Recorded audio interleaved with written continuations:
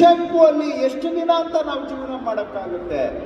ಅದೇ ನೆಮ್ಮದಿಯಾಗಿ ಬದುಕಿದ್ರೆ ಮಕ್ಕಳನ್ನ ಚೆನ್ನಾಗಿ ಸಾಕ್ಬೋದು, ಆ ಸಂಸಾರ ಉದ್ಧಾರ ಆಗ್ತದೆ ನಾಳೆ.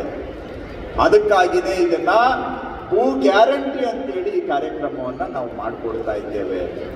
ಅದರ ಜೊತೆಗೆ ಇವತ್ತು ಸುಮಾರು ಬಹುಶಃ ಒಂದು 16,000 ಜನಗಳಿಗೆ ಪೌತಿ ಖಾತೆಯನ್ನು ಕೂಡ ನಾವೇ ಮಾಡಿಕೊಟ್ಟಿದ್ದೇವೆ. ನಮ್ಮ ರಾಜ್ಯದಲ್ಲಿ ಹಿಂದೆ ನಾನು ಬಂದ ಕೂಡಲೇ ಲೆಕ್ಕ ಹಾಕಿಸಿದೆ. ನಮ್ಮ ವಿಲೇಜ್ ಅಕೌಂಟೆಂಟ್ಗಳು ಊರೂರಿಗೂ ಹೋಗಿ ಯಾವ್ಯಾವ ಜಮೀನಿಗೆ ಮಾಲೀಕರು ಇದ್ದಾರೆ ಇಲ್ಲ ಅಂತ ಲೆಕ್ಕ ಹಾಕಿಸಿದೆ. ನಮಗೆ ಗೊತ್ತಾಯಿತು 49 ಲಕ್ಷ ಜಮೀನುಗಳು, 49 ಲಕ್ಷ ಜಮೀನುಗಳ ಓನರ್ಗಳು ತೀರೋಗಿದ್ದಾರೆ, ಬದುಕಿಲ್ಲ.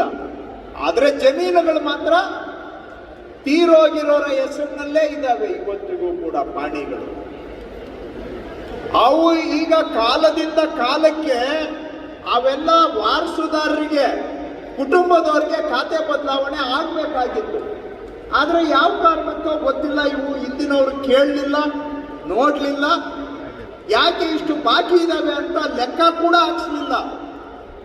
ಮಾಡಿಕೊಡಿ ಅಂತ ಹೇಳೋದೋಗ್ಲಿ, ಎಷ್ಟು ಈ ತರ ಜಮೀನುಗಳು ಸತ್ತೋಗಿರೋರ ಹೆಸರಲ್ಲಿದ್ದಾವೆ ಅಂತ ಕೂಡ ನೋಡಲಿಲ್ಲ ಅದ್ರ ಕಡೆಗೆ.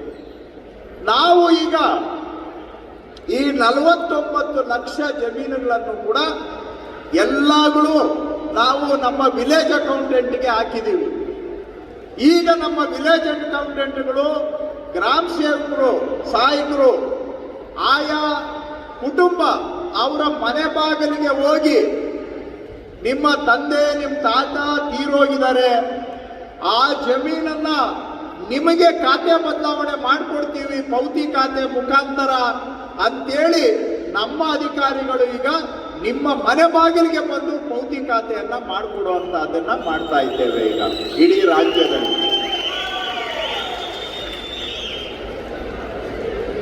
ಈ 49 ಲಕ್ಷದ ಪೈಕಿ ಈಗಾಗಲೇ 14,38,000 ಜಮೀನುಗಳನ್ನ ಸತ್ತೋದವರ ಹೆಸರಿನಲ್ಲಿದ್ದವನ್ನ ಅವರ ಕುಟುಂಬದವರ ಹೆಸರಿಗೆ ಖಾತೆ ಬದಲಾವಣೆ ಮಾಡಿಕೊಟ್ಟು ಅವರ ಹೆಸರಿನ ಪಾರ್ಟಿಯಲ್ಲಿ ಕೂರಿಸಿ ಇವತ್ತು ಅವರಿಗೆ ಮಾಲೀಕತ್ವದ ಶಕ್ತಿಯನ್ನ ಕೊಟ್ಟಿದ್ದೇವೆ.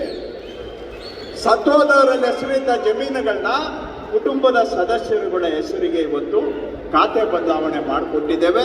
ಈ ಜಿಲ್ಲೆಯಲ್ಲಿ ಒಂದು 16,500 ಆ ಥರ ನಾವು ಮಾಡಿಕೊಟ್ಟಿದ್ದೇವೆ.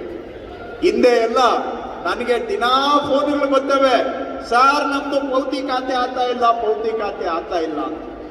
ಎಲ್ಲನ ನಾನು ಈ ರೋಡಲ್ಲಿ ಹೋಗುವಾಗ ದಾರಿಯಲ್ಲೆಲ್ಲ ಒಂದು ಕಾಫಿ ಕುಡಿಯೋಣ ಅಂತ ಒಂದು ಹೋಟ್ಲಲ್ಲಿ ನಿಲ್ಸಿದ್ರೆ ಪ್ರತಿಯೊಂದು ಕಡೆನೂ ಬರ್ತಾರೆ ಕಾಫಿ ಕೊಟ್ಬಿಟ್ಟು, ಸಾರ್ ನಮ್ಮೂರಲ್ಲಿ ನಮ್ದು ಪೌತಿ ಖಾತೆ ಆಗಿಲ್ಲ ಸಾರ್ ಅಂತೇಳಿ.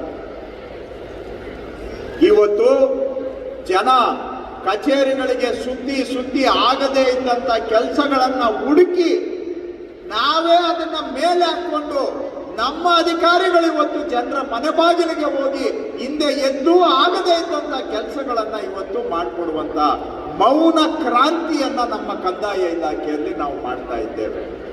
ಯಾಕೆಂದ್ರೆ ಜನರ ಬದುಕು ಹಸನಾಗಬೇಕು ಅಂತ. ಬರೀ ಇವಿಷ್ಟೇ ಅಲ್ಲ,